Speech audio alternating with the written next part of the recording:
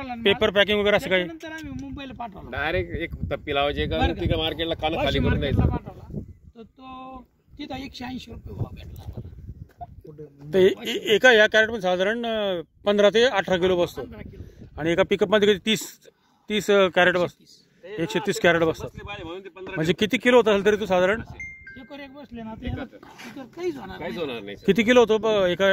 18 म्हणतो नाही एका पिकअप मध्ये किती जातो टन 130 कॅरेट कॅरेट म्हणजे 130 गुणिले 15 करा समजा 14 करा 15 करा झाले 15 तरी 45 450 किलो नाही नाही जास्त. सॉरी 1500 प्लस 450 1950 जातो 2 टन 2 टनापर्यंत माल जातो टनापर्यंत माल जातो. आणि समजा त्याला किती आपण 7-8 हजार दिले समजा तरी आपल्याला ते आता आपली पट्टी झाली 2,40,000 पट्टी आली त्यातले 10,000 गेले तरी काय फरक पडतोय काय वाटत नाही. तुमचे जे पूर्ण पैसे वसूल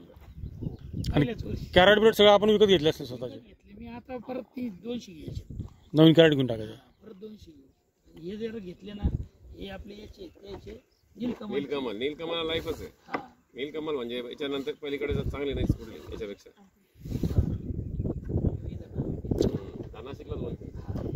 हे टिकाऊ आहे आणि ज्या दिवस म्हणजे आपण स्वतः माल देऊन दिले परवडतं व्यापारी लोक येऊन कमी भावात घेत असतील इथे येऊन समजा ते ना कमी भावात घेते ना आपलं तिथं गेला मार्केटला जास्त पैसे येते बरोबर शेवटी व्यापारी कमवणारच ना घेऊन आणि व्यापारी काय आम्ही त्यांना म्हणत होतो जागेवर घेता का 110 115 नाही म्हणे 100 मग आम्ही न्यायला तिथं आमचे जादा पैसे झाले. ना तेवढंच आहे पिकअप थोडी मेहनत आहे पण काय हे पाहिजे एक तोडा असा आलता आमचा तर तो तोडा फक्त आमचाच होता बस त्यावेळेस कोणाचं नव्हतं मग तर मग ते 160 गेला याला लिलाव होतो मग तिथं हा लिलाव तिथं आहे ना तुम्ही लिलाव पाहायचा तुम्हाला लिलाव आहे ना आपल्याकडे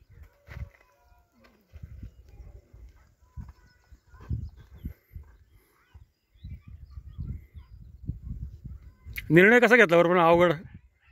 अवघड निर्णय कारण पहिल्या वर्षी 5-7 लाखाचा खर्च आहे ना याला पूर्ण खर्चाचा नव्हता विषय बर पण पहिल्या वर्षी आम्ही निर्णय घेतला होता आता याच्यात पडलो ना माग काय पाहायचं नाही डायरेक्ट लढायचं आता काही विषयात नाही जे लागेल ते खर्च लागायचा हायगाई केली नाही बरोबर आहे आणि उत्पन्नच काढायचं आधी नांगर करून घेतली रोट्या मारून घेतला एक चूक झाली ती आमच्याकडून बर काय ती अशी झाली का त्याला सनबर्निंगचा प्रॉब्लेम झाला हो पहिल्या वर्षी म्हणून चेक टाकला काही महिने आम्हाला माल आणण्यासाठी या ठिकाणी कॉन्टॅक्ट केलं होतं की तुम्ही आमच्याकडे माल घेऊन या आणि हे सोलापूरचे काय त्यामुळे आम्ही या ठिकाणी माल घेऊन आलो. काय क्वालिटी व्हायली का मला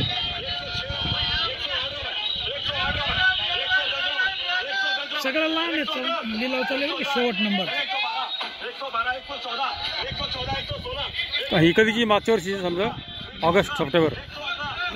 ऑगस्ट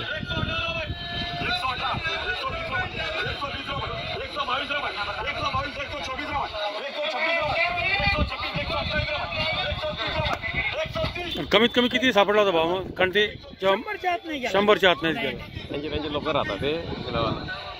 त्यांचे बोलत नाही तरी 100 कमीत कमी 160 जास्त असं म्हणतात ना ते 100 किती गेला 26 130 गेला हा शेवट नंबरचा माल आता त्याच्या पूर्ण 132 म्हणतो येतो तो पूर्ण दुसरा नंबर चालू झाला मोंडा अशा माल लाईन केलेला माहिती ना मोंडा 1 नंबर 2 नंबर माल चार क्वालिटी तुम्ही नेताना सॉर्टिंग करून देता का इथून ते करतेच सॉर्टिंग आपण करत नाही आपण डायरेक्ट तोडून घेऊन जा सोडून नेले का ते एकदम सॉर्टिंग करायलाच राहतो ते आपल्या डोक्याला ताप नाही म्हणजे त्यांना